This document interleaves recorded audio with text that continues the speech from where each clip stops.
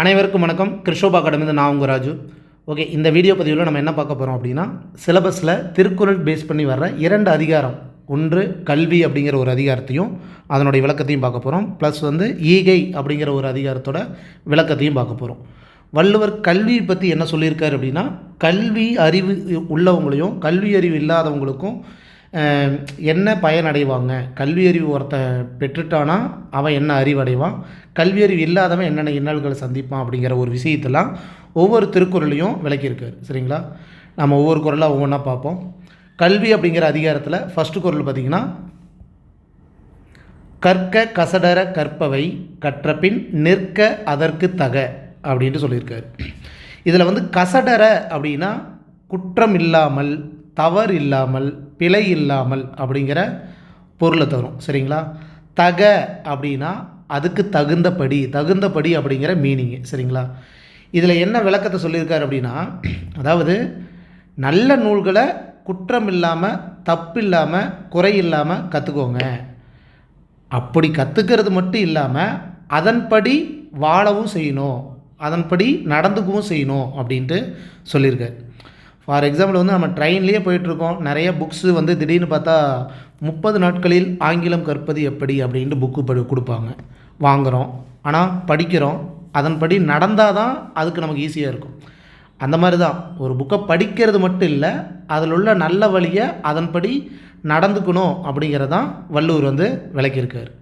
கற்க கசடர, படி, குற்றம் இல்லாமல், தவறு இல்லாமல், பிழை இல்லாமல் கற்றுக்கோ. கற்பவை கற்றபின் நிற்க அதற்கு தக, அதை கற்றுக்கிறது இல்லாமல் அதுக்கு தகுந்தபடியும் வாழ கற்றுக்கோ அப்படின்ட்டு தான் வள்ளுவர் சொல்லியிருக்கார். புரியுதுங்களா? அடுத்த குறள் பாருங்கள். எண் என்ப ஏனை எழுத்தென்ப இவ்விரண்டும் கண் என்ப வாழும் உயிர்க்கு. எண் என்ப ஏனை எழுத்தென்ப இவ்விரண்டும் கண் என்ப வாழும் உயிர்க்கு அப்படிங்கிற இடத்துல ஏனை அப்படின்னா மற்ற அப்படிங்கிற ஒரு பொருள். சரிங்களா? கண் என்ப அப்படிங்கும்போது கண்கள் என்று கூறுவர் அப்படின்னு ஒரு அர்த்தம். இப்போ இதனுடைய விளக்கத்தை என்ன சொல்லியிருக்காரு அப்படின்னா, இப்போ உலகத்தில் இருக்கிற வாழ எல்லா மனுஷங்களுக்குமே பெரிய சிறப்பு அப்படின்னா கல்வி தான். அதுலேயும் குறிப்பிட்டு பார்த்தா இந்த எண்ணும் எழுத்தும், அதாவது நம்பர்ஸும் லெட்டரும் தான். எண்ணென்ப ஏனை எழுத்தென்ப இது ரெண்டுமே தான் ரொம்ப சிறப்பு அப்படிங்கிறாரு.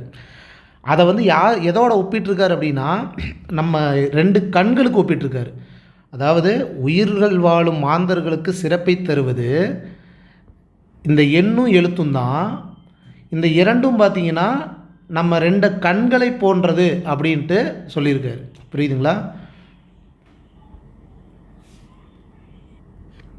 சொல்லப்போனால் 2 கண்களுக்கும் ஈக்குவல் பண்ணி பேசியிருக்காரு. ஒரு கண்ணை பார்த்தா எண்ணாகவும், ஒரு கண்ணை எழுத்தாகவும் லிங்க் பண்ணி சொல்லியிருக்காரு. புரியுதுங்களா?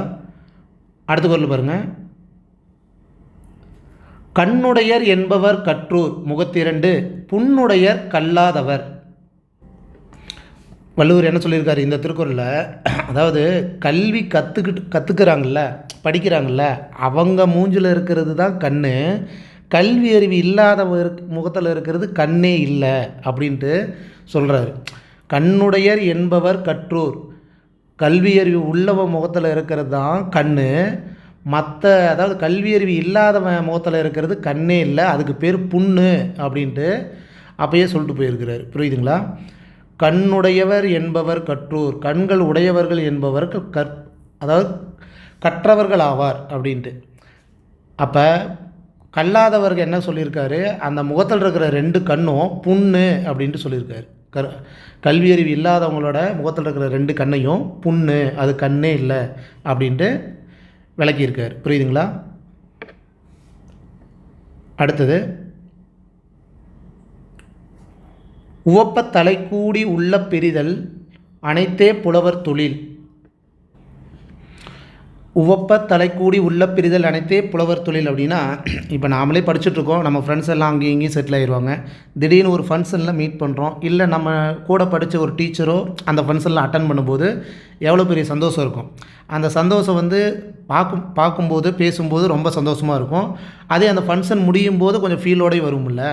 இதை தான் வந்து கல்வி அறிவு இருக்கிறவங்களோட இயல்பே வந்து இப்படி தான் அப்படின்ட்டு வள்ளுவர் சொல்லியிருக்காரு. என்ன அப்படின்னா, இப்போ கல்வி அறிவு இருக்கிறவங்க நிறைய பேர் இருக்கிற இடத்துல அதனுடைய ஒரு தலை சிறந்த புலவர்கள் யாரோ ஒருத்தர் வரும்போது, உங்களை பார்த்தது ரொம்ப சந்தோஷமாக இருக்குது, ரொம்ப மகிழ்ச்சியாக இருக்குது, இனி இப்போ வந்து இந்த மாதிரி கிடைக்கும் அப்படிங்கிற ஒரு சந்தோஷத்தோடையும், அதுக்கப்புறம் பிரியும் போது ஒரு வருத்தத்தோடையும் இருக்கிறது தான் இந்த கல்வி அறிவு உள்ளவங்களோட குணமே, தொழில், செயல் எல்லாமே இதுதான் அப்படின்ட்டு விளக்கத்தை சொல்லியிருக்காரு. இந்த இடத்துல உவப்ப அப்படிங்கும்போது ரொம்ப மகிழ்ச்சி, மிக்க சந்தோஷம் அப்படிங்கிற மீனிங்கை சொல்லியிருக்காரு. புரியுதுங்களா? வேறு என்ன, இந்த தலைக்கூடி அப்படின்னா தலை சிறந்த புலவர்கள்லாம் கூடி இருக்கிறது தான் தலைக்கூடி அப்படிங்கிற ஒரு அர்த்தத்தை இங்கே கொண்டு வந்திருக்காரு. இங்கே பாருங்கள், அந்த திருக்குறளோட அர்த்தத்தை பாருங்கள்.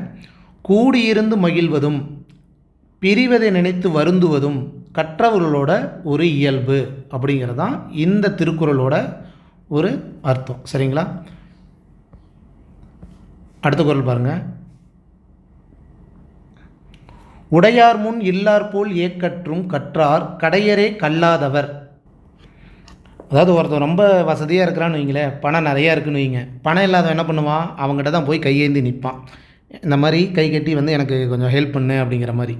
அதை யார்கிட்ட லிங்க் பண்ணியிருக்காரு அப்படின்னா, கல்வி அறிவு இல்லாதவன் படித்தவங்ககிட்ட போய் எனக்கு இது மாதிரி தெரியல, எனக்கு சொல்லிக் கொடு, எனக்கு இது புரியலை, எனக்கு விளக்கி விடு அப்படிங்கிற மாதிரி அவனும் அப்படி தான் நிற்பான் அப்படிங்கிறத தான் விளக்கியிருக்காரு. என்ன சொல்கிறாரு? உடையார் முன் இல்லார் போல் ஏக்கற்றும் கற்றார் கடையரே கல்லாதவர் அப்படின்னா, பொருட்செல்வம் உடையவர் முன் பொருளற்றவர் பணிந்து நிற்பதை போன்று.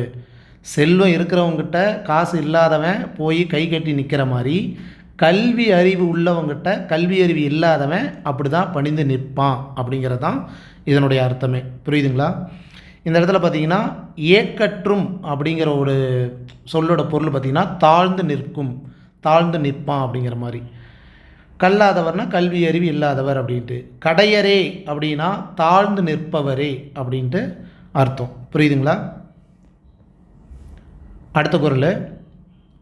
தொட்டனைத்து ஊரும் மணற்கேணி மாந்தர்க்கு கற்றனைத்து ஊரும் அறிவு. இப்போ மணல் பகுதி உள்ள இடத்துல பார்த்திங்கன்னா தண்ணி வேணும், என்ன பண்ணுவாங்க, இப்போ போரே போடுறாங்க, என்ன பண்ணுவாங்க, ஒரு பைப்பு போடுவாங்க, தண்ணி வரலைன்னா இன்னொரு பைப்பை போடுவாங்க, தோண்ட தான் தண்ணி வெளியே வரும். அந்த மாதிரி நீங்கள் எவ்வளோ தூரம் கற்றுக்குறீங்களோ, என்னென்ன கற்றுக்குறீங்களோ அதுக்கு உண்டான அறிவு கூடிகிட்டே தான் போயிட்டுருக்கோம் அப்படிங்கிறது தான் வள்ளுவர் சொல்கிறாரு. தொட்டனைத்து ஊரும் மணற்கேணி மாந்தருக்கு கற்றனைத்து ஊரும் அறிவு. அதாவது ஆற்று மணலில் கிணறு தோண்ட தான் தண்ணி வரும். அதேமாரி நீ எவ்வளோ தூரம் படிக்கிறியோ அந்தளவுக்கு உனக்கு அறிவு வளர்ந்துக்கிட்டே தான் இருக்கும் அப்படிங்கிற மாதிரி தான் அர்த்தம். புரியுதுங்களா? இந்த இடத்துல கேணி அப்படிங்கிறது கிணறு அப்படின்னு சொல்லியிருக்காரு. அடுத்தது அறிவு, அது தெரியும். ஊரும் அப்படின்னா அந்த இடத்துல வந்து அந்த தோண்ட நீர் ஊரும் அப்படிங்கிறத விளக்கியிருக்காரு. புரியுதுங்களா? கேணி அப்படின்னா கிணறு அப்படிங்கிறது தான் இதனுடைய அர்த்தம். ஓகே, அடுத்தது யாதானும் நாடாமல் ஊறாமல் என்னொருவன் சாந்துணையும் கல்லாதவாறு. வள்ளுவர் வந்து இப்போ வந்து படிப்பறிவு இல்லாதவனை கூட படிக்காதவங்கிட்ட ஒரு கொஸ்டின் கேட்குறாரு. என்ன அப்படின்னா, இப்போ சாகிற வரைக்கும் நீ படிக்காமல் இருந்து என்ன தான் பண்ண போகிற அப்படிங்கிற மாதிரி ஒரு கொஸ்டின் கேட்குறாரு. ஏன்னு கேட்டால், கல்வி அறிவு உள்ளவன் எந்த நாட்டுக்கு போனாலுமே என்னுடைய நாடு தான் இது என் ஊர் தான் அப்படிங்கிற மாதிரி வாழ்ந்துட்டுருக்குறாங்க. ஆனால் உங்களுக்கு அது கூட தெரிய மாட்டேங்குதே அப்படிங்கிற ஒரு அர்த்தத்தை தான் இங்கே விளக்கியிருக்காரு. புரியுதுங்களா? ஒரு லாங்குவேஜே தெரியுது அப்படின்னா இன்னொரு ஊருக்கு போய் அந்த லாங்குவேஜ் கற்றுக்கிட்ட அப்படின்னா அவன் அங்கே ஈஸியாக வாழுவான். யார்? படிப்பறிவு இருக்கிறவன். படிப்பறிவு இல்லாதவன் அது கூட தெரியாமல் இன்னும் வாழ்ந்துக்கிட்டு இருக்கிறானே அப்படிங்கிற ஒரு கேள்வியை தான் வள்ளுவர் வந்து சொல்லியிருக்காரு. யாதானும் நாடாமல் ஊறாமல் என்னொருவன் சாந்துணையும் கல்லாதவாறு. அதாவது எல்லா நாடும் எல்லா ஊரும் கற்றவர்கள் தன்னுடையது தான் அப்படின்னு நினைப்பாங்க. ஆனால் சாகர வரையில் கூட கல்வி கற்பாமல் இருக்கிறாங்களே, இவங்களை நம்ம என்னன்னு சொல்கிறது அப்படின்ட்டு தான் வள்ளுவர் சொல்லியிருக்கார். புரியுதுங்களா? இந்த இடத்துல வந்து சாந்துணையும் அப்படின்னா இறக்கும் காலம் வரையிலும் அப்படின்னு சொல்லியிருக்காரு. கல்லாதவாறு அப்படின்னா கற்காமல் காலம் கடத்துவது அப்படிங்கிற மீனிங்கை இங்கே விளக்கியிருக்கார். புரியுதுங்களா? ஓகே, அடுத்தது ஒருமைக்கான் தான் கற்ற கல்வி ஒருவர்க்கு எளிமையும் ஏமாப்பு உடைத்து. ஒரு புக்கை வந்து தப்பில்லாமல் தெளிவாக பிழை இல்லாமல் படிக்கிற ஒருத்தன் படிக்கிறான் பார்த்தீங்களா, அந்த கல்வி பார்த்திங்கன்னா இப்போ மட்டும் கிடையாது, அவனுடைய காலம் முழுசும் ஒரு இன்பமோ இல்லை துன்பமோ எது வந்தாலுமே அதுக்கு மிகச்சிறந்த ஒரு பாதுகாப்பாக தான் இருக்கும். அது சொல்லப்போனால் 7 பிறவியிலையும் கூட அந்த கல்வியானது அவனுக்கு மிகச்சிறந்த ஒரு பெருமையை தேடித்தரும் அப்படிங்கிறத தான் வள்ளுவர் சொல்லியிருக்காரு. ஒருமைக்கண் தான் கற்ற கல்வி, அதாவது ஒருமைக்கண் தவறில்லாமல் ஒரு முறை தான் கற்ற கல்வி ஒருவருக்கு எளிமையும் ஏமாப்பு உடைத்து தன் வாழ்நாள் முழுவதும் அந்த கல்வியானது பாதுகாப்பை தான் தரும் அப்படிங்கிறத தான் வள்ளுவர் விளக்கியிருக்கார். புரியுதுங்களா? ஒரு முறை தவறில்லாமல் ஒருவன் கற்ற கல்வி அவன் வாழும் காலம் முழுமைக்கும் இன்ப துன்ப காலங்களில் பல வழிகளிலும் பாதுகாப்பாக இருக்கும் அப்படிங்கிறது தான் இந்த திருக்குறளோட விளக்கமே. சரிங்களா? அடுத்தது, தாம் இன்புறுவது உலகு இன்புற கண்டு காமுறுவர் கற்றறிந்தார். இந்த இடத்துல வந்து ஒரு டீச்சரை தான் வந்து ஒரு மென்ஷன் பண்ணி சொல்லியிருக்காரு. அவங்கள சொன்னால் தான் நமக்கு இந்த விளக்கம் புரியும். அப்போ ஒரு டீச்சர் வந்து பார்த்திங்கன்னா மற்ற ஸ்டூடெண்ட்ஸுக்கு வந்து தான் படித்ததை வந்து விளக்கி கொடுப்பாங்க. அதனால் வந்து மற்றவங்களும் பயனடைகிறாங்க அப்படின்னு அவர் தெரிஞ்சதுக்கு அப்புறம் அது கண்டினியூட்டிவாக என்ன பண்ணுவார், எல்லோரும் வந்து யூஸ் ஆகுறாங்க, பயனடைகிறாங்க, சந்தோஷமாக இருக்காங்க, புரியுது அப்படின்ட்டு என்ன பண்ணுவார், தொடர்ந்து அதை கண்டினியூ பண்ணுவார் ஒரு டீச்சரானவங்க. அப்போ தான் கற்ற கல்வியோட சிறப்போட வேல்யூ தெரிஞ்சவங்க யாராக இருந்தாலுமே மற்றவங்களுக்கு யூஸ் ஆகுது அப்படின்னு தெரிஞ்சு போச்சுன்னா அந்த வேலையை அந்த சொல்லி கொடுக்குறதோ அந்த படிக்கிறதையோ அதை கண்டினியூ பண்ணுவாங்க தவிர, தொடர்ந்து கற்பாங்க தவிர வேறு எதையும் பண்ண மாட்டாங்க அப்படிங்கிறது தான் சொல்லுவார். புரியுதுங்களா? தாம் இன்புறுவது உலகு இன்புற கண்டு காமுறுவர் கற்றறிந்தார். தாம் இன்புறத்தக்க கல்வியின் சிறப்பை உலக மக்கள் அறிந்து இன்பமடைவதை கண்ட ஒருத்தர் அந்த கல்வி அறிவு என்ன சொல்லுவாங்க, அதை கண்டினியூ பண்ணுவாங்க தவிர ரொம்ப சிறப்பாக இருக்கும்னு அவங்களே புரிஞ்சுக்குவாங்க. புரியுதுங்களா? ஓகே, இந்த இடத்துல பார்த்தீங்கன்னா இன்புற அப்படிங்கிற சொல்லுக்கு என்ன சொல்கிறாரு, இன்பம் அடைவது அப்படின்னு சொல்லியிருக்காரு. காமுறுவர் அப்படின்னா கல்வியின் சிறப்பை விரும்புபவர் அப்படின்ட்டு விளக்கியிருக்காரு. புரியுதுங்களா? அடுத்தது, கேடில் விழுச்செல்வம் கல்வி ஒருவருக்கு மாடல்ல மற்றவை அவை. அதாவது நம்ம வாழ்க்கையில் வந்து பொருளோ பொண்ணோ எது வேணாலும் சரி நிறைய செல்வம் சேர்த்து இருக்கிறோம் அப்படின்னா அது சிறப்பை தரும், இல்லைன்னு சொல்லலை. ஆனால் வந்து உனக்கு அந்த கடைசி வரைக்கும் அந்த புகழ் தருமா அப்படின்னா அது கிடையாது. ஆனால் நீ கற்றுக்கிற பற்றிய ஒரு கல்வி அதுதான் வந்து உனக்கு கடைசி வரைக்குமே ஒரு புகழை தரும் அப்படிங்கிறது தான் இந்த திருக்குறள் மூலமாக வள்ளுவர் சொல்லியிருக்காரு. கேடில் விழுச்செல்வம் கல்வி ஒருவருக்கு மாடல்ல அப்படிங்கிற இந்த இடத்துல என்ன சொல்லியிருக்காருன்னா மாடல்ல அப்படிங்கிறதுனால செல்வம், நீ மற்ற வகையில் சேர்த்து வைக்கிற செல்வம் சிறந்தது தான், ஆனால் அதை விட நீ கற்றுக்கிற கல்வி வந்து மிகப்பெரிய புகழை தரும் அப்படிங்கிறத தான் இந்த திருக்குறள் மூலமாக வள்ளுவர் சொல்லியிருக்கார். புரியுதுங்களா?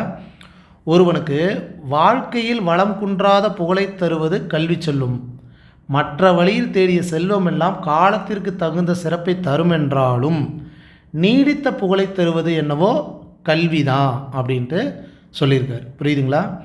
இந்த இடத்துல கேடில் அப்படின்னா அழிவில்லாத அப்படிங்கிற ஒரு அர்த்தத்தை சொல்லியிருக்காரு. மாடு அப்படின்னா இந்த இடத்துல செல்வம் அப்படிங்கிறத தெரிஞ்சுக்கோங்க. ஓகேங்களா? சொல்லப்போனால் இந்த ஈகை அடுத்த அதிகாரம். இப்போ இந்த கல்வி அப்படிங்கிற ஒரு அதிகாரத்தில் கல்வியோட வேல்யூ வந்து ஒவ்வொரு திருக்குறள்லையும் சொல்லியிருக்காரு வள்ளுவர். ஓகேங்களா? இப்போ அடுத்த அதிகாரம் என்ன, ஈகையில் என்ன சொல்லியிருக்காருன்ட்டு நாம் ஒவ்வொரு திருக்குறளாக பார்ப்போம். ஒரே நிமிஷம்.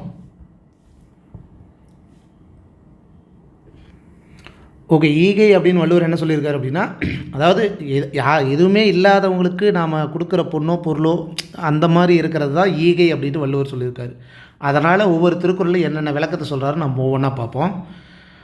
ஈகை அப்படிங்கிற ஃபஸ்ட்டு குறளில் பார்த்திங்கன்னா, வரியார்க்கு ஒன்று ஈவதே ஈகை மற்றெல்லாம் குறியெதிர்ப்பை நீரது உடைத்து அப்படின்ட்டு சொல்லியிருக்காரு. இதில் வரியார்க்கு எப்பொருளும் இல்லாத வறியவர்களுக்கு ஏழையாக இருக்காங்கள அவங்கள சொல்கிறாரு. ஈவதே ஈகை, பொருள் கொடுத்து உதவுவதே ஈகை.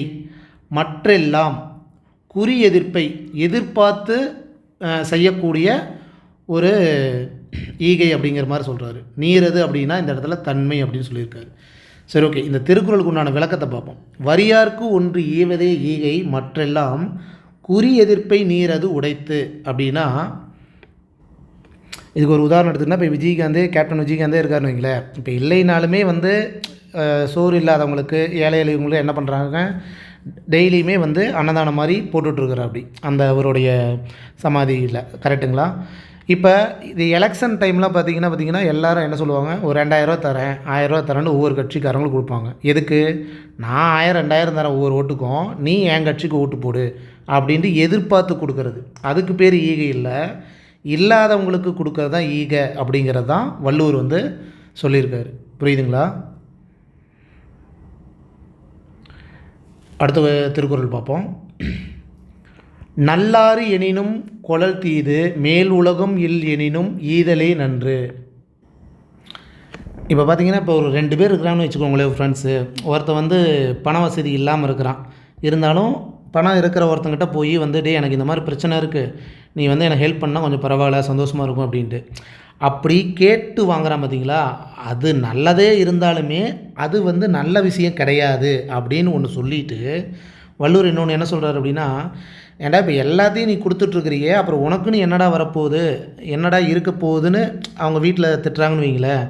இல்லைம்மா, எனக்கு இப்போ தேவைக்கு மேலே இருக்குது, நானும் அவனுக்கு கொஞ்சம் ஹெல்ப் பண்ணுறேன், அப்படி வந்து எனக்கு சொர்க்கத்திலேயே இடம் கிடைக்கலைனாலும் பரவாயில்ல, இந்த ஹெல்ப் பண்ணுறதுனால எனக்கு சந்தோஷந்தான் அப்படின்ட்டு சொல்கிறது தான் விளக்கியிருக்காரு வள்ளுவர்.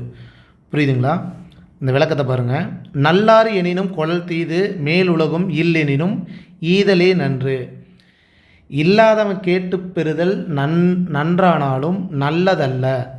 கேட்டே வாங்கினாலும், ஒரு கடனே வாங்கினாலும், அதை திருப்பி அடைச்சாலும், கையேந்தி கேட்டு வாங்கிறது வந்து நல்லதே ஆனாலும் அது அது அந்த செயல் வந்து நல்லதில்லை அப்படின்னு சொல்லிட்டு, கஷ்டமே இருந்தாலும் என்கிட்ட நிறையா இருக்குது, கஷ்டம்னு ஒருத்த வரான், அவனுக்கு வந்து நான் ஹெல்ப் பண்ணுறேன் அப்படின்னு சொல்லிட்டு, அதனால் நான் வந்து சொர்க்கத்துக்கே போகலைனாலும் பரவாயில்ல, மேலுலகம் அப்படின்னா சொர்க்கத்துக்கே போகலைனாலும் பரவாயில்ல அப்படின்னு தெரிஞ்சே ஒரு ஹெல்ப் பண்ணுறான். பார்த்தீங்களா?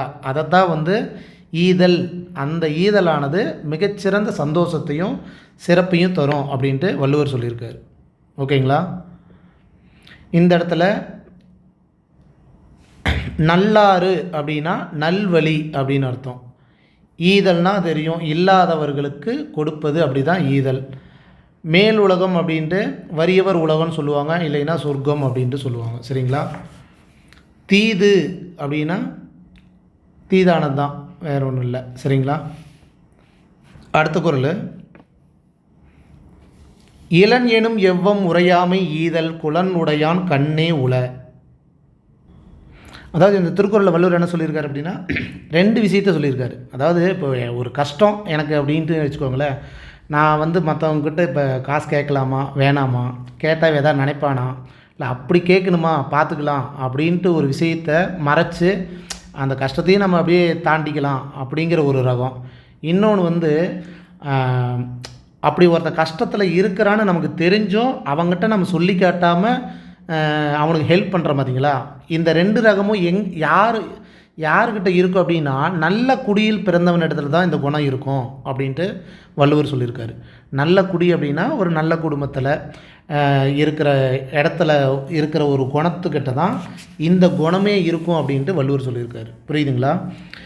இந்த இடத்துல பார்த்திங்கன்னா, எவ்வம் அப்படின்னா இழிநிலை அப்படின்னு அர்த்தம். உரையாமை அப்படின்னா இல்லாதவனிடம் சொல்லாதிருத்தல் அப்படிங்கிற ஒரு மீனிங்கு.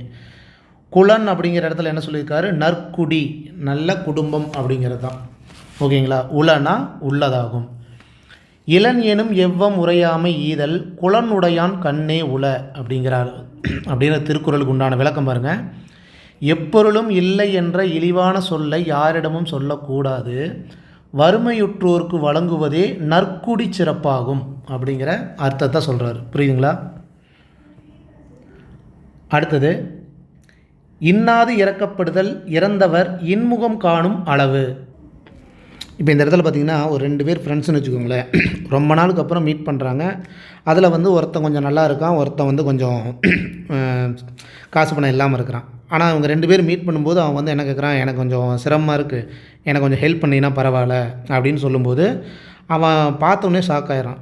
என்னடா உன்னை நான் ஒரு வேறு ஸ்டேஜில் நினச்சேன், ஆனால் நீ இப்படி இருக்கியே, சரி பரவாயில்ல அப்படின்ட்டு நினச்சி அவனுக்கு ஹெல்ப் பண்ணுறது கூட பெரிய விஷயம் இல்லை, அந்த இறக்கப்படுறது கூட பெரிய விஷயம் இல்லை. அதை பார்த்தோன்னே அவன் மறுபடியும் கொஞ்சம் சங்கடப்பட்டு கஷ்டப்படுறான் பார்த்தியா, மன உளைச்சல் ஆகிறான் பார்த்தியா, அப்படிங்கிற விஷயத்தை தான் இந்த வள்ளுவர் சொல்லியிருக்காரு. அவனுக்கு ஹெல்ப் பண்ணி இறக்கப்படுறது கூட எனக்கு பெருசாக தெரியல, இவனை இப்படி இருக்கிறானே அப்படிங்கிற ஒரு மன உளைச்சல் வந்து அவனுக்கும் இருக்கும் அப்படிங்கிறத தான் விளக்கியிருக்காரு. இன்னாது இறக்கப்படுதல் இறந்தவர் இன்முகம் காணும் அளவு அப்படின்னா இந்த இடத்துல பாருங்கள், இறந்தவர் அதாவது பிச்சை கேட்பவர் அப்படின்ட்டு சொல்லியிருக்காரு. இறக்கப்படுதல்னால் தெரியும் நமக்கு. வேறு என்ன, இன்னாது அப்படின்னா இன்பத்தை தராமல் துன்பம், அதாவது துன்பம் தான் இன்னாது அப்படிங்கிற அர்த்தம். இந்த இடத்துல இன்னு அப்படிங்கிறது இனிய அப்படிங்கிற அர்த்தத்தையும் சொல்லியிருக்காரு. அதாவது உதவி கேட்கும் வறியவனின், உதவி கேட்கும் அதாவது வறியவன்னா இல்லாதவங்களோட இனிய முகத்தை பார்க்கறது கூட விஷயம் இல்லை, அவங்களுக்கு இறக்கப்படுறது விஷயம் இல்லை, இவன் இப்படி இருக்கிறானே அப்படிங்கிற அவன் எவ்வளோ ஹெல்ப் பண்ணாலுமே அவனுக்கும் மன உளைச்சலை தான் உண்டாக்கும் அப்படிங்கிறது தான் இந்த இடத்துல வள்ளுவர் சொல்லியிருக்காரு. ஓகேங்களா. அடுத்தது,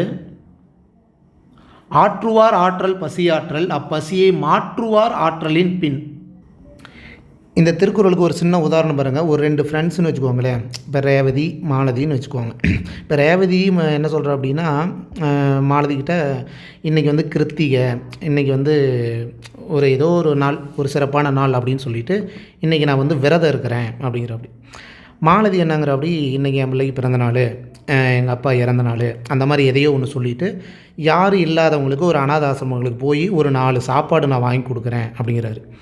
இதில் என்ன சொல்ல வரேன் அப்படின்னா, அதாவது வந்து நீ விரதம் இருந்து தவம் இருந்து பசியை பசி ஆற்றிக்கிறல்ல, பசி இல்லாமல் அதை நீ கடைப்பிடிக்கிறல்ல, அதை விட ஒரு 4 பேர்த்துக்கு வந்து சாப்பாடாக்கி கொடுக்குற பற்றியா, சாப்பாடு போடுற பற்றியா, அந்த ஈகைத்தன்மை தான் பெருசு அப்படின்ட்டு வள்ளுவர் சொல்லியிருக்காரு. புரியுதுங்களா. அதாவது ஆற்றுவார் ஆற்றல் பசியாற்றல், அப்பசியை மாற்றுவார் ஆற்றலின் பின் அப்படின்ட்டு பசியை பொறுத்து கொள்ளும் தவ வலிமை உடையவரை விட, என்ன தான் விரதம் இருந்து அந்த மாதிரி இருக்கிறீங்கள அவங்கள விட அந்த பசியை போக்கும் ஈகைத்தன்மை உடையவரை தான் உயர்ந்தவர் அப்படின்ட்டு வள்ளுவர் சொல்லியிருக்கார். புரியுதுங்களா. இந்த இடத்துல வந்து ஆற்றுவார் அப்படின்னா உண்ணாமல் தவம் இருப்பவர் தான் வந்து ஆற்றுவார் அப்படின்ட்டு சொல்லியிருக்காரு. மாற்றுவார் அப்படின்ட்டு உணவளித்து பசியை நீக்கும் பெருந்தன்மையாளர் தான் மாற்றுவார் அப்படின்ட்டு சொல்லியிருக்காரு. சரிங்களா. ஓகே, அடுத்த குறள் பாருங்கள். அற்றார் அழிப்பசி தீர்த்தல் அஃதொருவன் பெற்றான் பொருள்வை புலி. இந்த திருக்குறளில் என்ன சொல்லியிருக்காருன்னு வள்ளுவர், அதாவது வந்து இப்போ பணத்தை சேர்த்துறதுக்கு நிறைய வழி இருக்குது. நாமெல்லாம் என்ன பண்ணுவோம், பேங்க்கில் வந்து சேர்த்தி வைப்போம், அப்புறம் வந்து எல்ஐசியோ இல்லை வந்து போஸ்ட் ஆஃபீஸ்லேயோ அப்படின்ட்டு. அந்த சேர்த்தி வைக்கிற ஒரு சேமிப்பு இருக்குல்ல, அது வந்து பெருசு கிடையாது.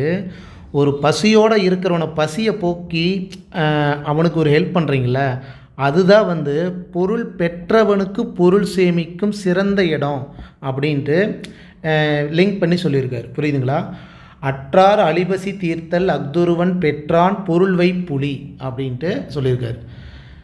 பசியுடையவனின் பசியை போக்குவது தான் பொருள் பெற்றவனுக்கு பொருள் சேமிக்கும் சிறந்த இடம் அப்படிங்கிற விளக்கத்தை தான் இந்த திருக்குறள் மூலமாக வள்ளுவர் சொல்லியிருக்காரு.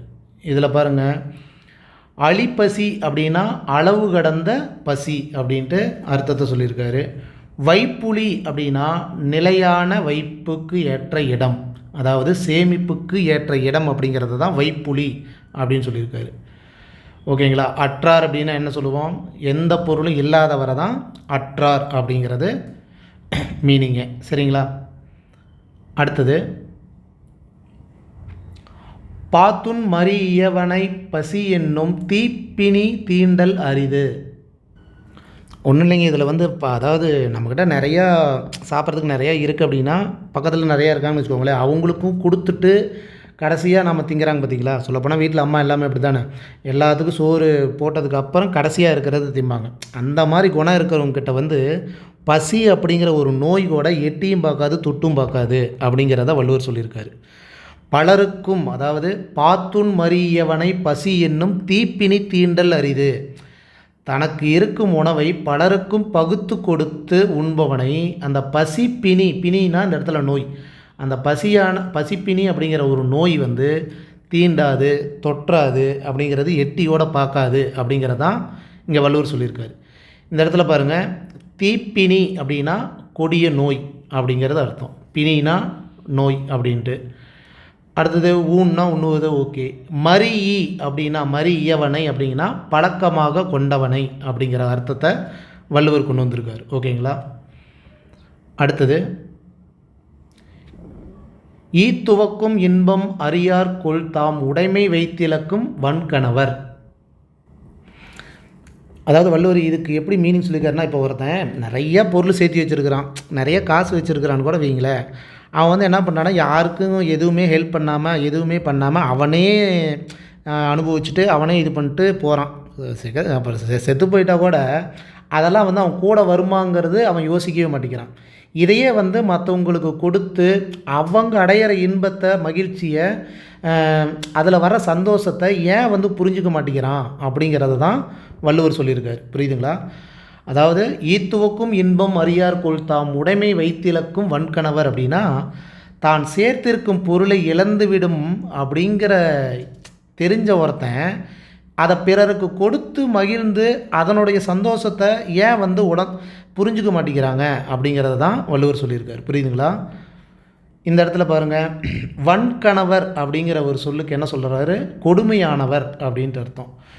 ஈத்துனா இல்லாதவர்களுக்கு கொடுக்கும் அப்படிங்கிற ஒரு அர்த்தத்தை சொல்லியிருக்காரு. அறியார்கொள் அப்படின்னா அறிய மாட்டார் போலும் அப்படிங்கிற அர்த்தத்தை சொல்லியிருக்காரு. ஓகேங்களா. அடுத்த திருக்குறள், இரத்தலின் இன்னாது மன்ற நிரப்பிய தாமே தமியர் உணல். ஒருத்தன் வயிற்று பசிக்கோசரம் வீடு தேடி வந்து பிச்சை எடுக்கிறான்னு கூட வைங்க. அவனே வயிற்று பசிக்கோசரம் பிச்சை எடுக்க வரான். வீட்டில் இருக்குது, அவனுக்கு நீ கொடுக்காமல், அதாவது இந்த கொஞ்சம் சாப்பிடுன்னு சொல்லாமல் நீயே தின்னுட்டு போப்பா அப்படின்னு சொல்லி அனுப்பிச்சி விட்டுட்டு அந்த மாதிரி நீங்கள் திங்கிறீங்க பார்த்தீங்களா, மற்றவங்களுக்கு எதையுமே கொடுக்காம நீங்களாக ஊரியாக தின்னுட்டுருக்குறங்க பார்த்தீங்களா, அதுக்கு என்ன சொல்கிறாரு, அதுக்கு பிச்சை எடுப்பதே பெருசு அப்படிங்கிற மாதிரி சொல்கிறாரு. அதை விட கஷ்டம் எதுவுமே கிடையாது அப்படிங்கிற மீனிங்கை தான் இந்த இடத்துல விளக்கியிருக்கார்.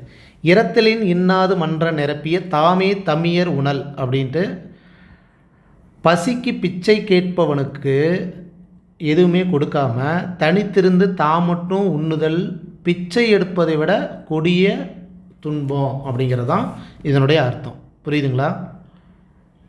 இந்த இடத்துல வந்து மன்ற அப்படின்னா உறுதியாக அப்படின்னு அர்த்தம். தமியர் அப்படின்னா தனிமையில் இருந்து அப்படிங்கிற மாதிரி அர்த்தத்தை சொல்லியிருக்கார். உணல்னா உண்ணுதல். சரிங்களா. இன்னாது அப்படின்னா துன்பத்தை தரும். இன்னாது அப்படின்னாவே துன்பம் அப்படின்ட்டு அர்த்தத்தை ஞாபகம் வச்சுக்கோங்க. ஓகே. அடுத்தது பாருங்கள், சாதலின் இன்னாதது இல்லை இனிது அதுவும் ஈதல் ஏயா கடை. அதாவது வள்ளுவரோட ஒரு டேலண்ட் இந்த இடத்துல பாருங்கள், மரணத்தை துன்பமும் சொன்ன ஒரு வள்ளுவர் தான், அதே மரணத்தை இன்பமும் அப்படிங்கிறது சொன்ன ஒரு வள்ளுவர் தான். அதை எப்படி விளக்கியிருக்கார் அப்படின்னா, அதாவது மரணத்தை விட துன்பம் தருவது எதுவுமே இல்லை அப்படின்ட்டு ஒன்று சொல்லிவிட்டு, இப்போ ஒருத்தர் கஷ்டப்பட்டுட்டு எதுவுமே இல்லை அப்படின்னு ஒருத்தர் நம்மளை தேடி வராங்க அப்படிங்க அந்த இடத்துல நம்மளால் எதுவும் கொடுக்க முடியல அப்படிங்கிற ஒரு கஷ்டம் இருக்குல்ல, அதை நினச்சி நம்ம ஃபீல் பண்ணுறோம்ல, ஐயோ அதுக்கு மரணமே பரவாயில்லையாட்டங்குது, இந்த இதெல்லாம் நம்ம பார்க்கணுன்னு இருக்கு அப்படின்ட்டு அந்த மரணம் கூட எனக்கு இன்பமாக தான் தெரியுது, இது எனக்கு கஷ்டமாக தெரியுது அப்படின்ட்டு விளக்கியிருக்காரு. புரியுதுங்களா. மரணத்தை விட துன்பம் தருவது வேறு இல்லை அப்படின்ட்டு ஒன்று சொல்லிட்டு, மரணத்துக்கு துன்பம்னு ஒன்று சொல்லிட்டு, இந்த வறுமையில் வாழும் ஏழைகளுக்கு கொடுக்க முடியாத ஒரு சூழ்நிலையை பார்க்குறோம்ல, அதை நாம் கண்கூடாக பார்த்துட்ருக்குறோம்ல, இதுக்கு மரணமே இன்பமாக தாண்டா இருக்குது, இது தாண்டா எனக்கு ரொம்ப கஷ்டமாக இருக்குது அப்படிங்கிற விளக்கத்தை தான் சொல்லியிருக்காரு. புரியுதுங்களா. இந்த இடத்துல வந்து அதுவும் அப்படின்னா அப்படிப்பட்ட சாவும் அப்படிங்கிறத விளக்கியிருக்கு. இயையா கடை அப்படின்னா இயலாவிட்டால் அப்படிங்கிறது, இன்னாததுன்னா நார்மலாக பார்த்தது தான் தீமையானது அப்படின்ட்டு. ஓகேங்களா. இனிது அப்படின்னா இன்பம் அப்படிங்கிற ஒரு அர்த்தம். சரிங்களா? ஓகே, இந்த ஈகைக்கு உண்டான 10 திருக்குறளில் வள்ளுவர் எப்படி சொல்லியிருக்கார் அப்படின்ட்டு ஒரு இயல்பாக நம்ம ஒவ்வொரு திருக்குறளோட அர்த்தத்தை பார்த்தோம். அதேமாரி கல்வி அதிகாரத்துலேயும் ஒரு 10 திருக்குறள் உண்டான விளக்கத்தையும் பார்த்தோம். சரிங்களா? ஓகே, இந்த 2 அதிகாரமும் நீங்கள் மறுபடியும் ஒரு தடவை ரீகால் பண்ணும்போது உங்களுக்கு கண்டிப்பாக புரியும் அப்படிங்கிற நம்பிக்கையோட சிலபஸ்லேயே இந்த 2 அதிகாரமும் அடங்கியிருக்குங்கிறதுனால ஓகே, அடுத்த வீடியோ பதிவில் நான் உங்களை மறுபடியும் நான் வந்து மீட் பண்ணுறேன். சரிங்களா? இந்த வீடியோ பதிவு உங்களுக்கு பிடிச்சிருந்ததுன்னா லைக் பண்ணுங்கள், கமெண்ட் பண்ணுங்கள். ஓகே, இத்துடன் கிருஷோபா அகாடமிலேருந்து நான் உங்கள் ராஜு.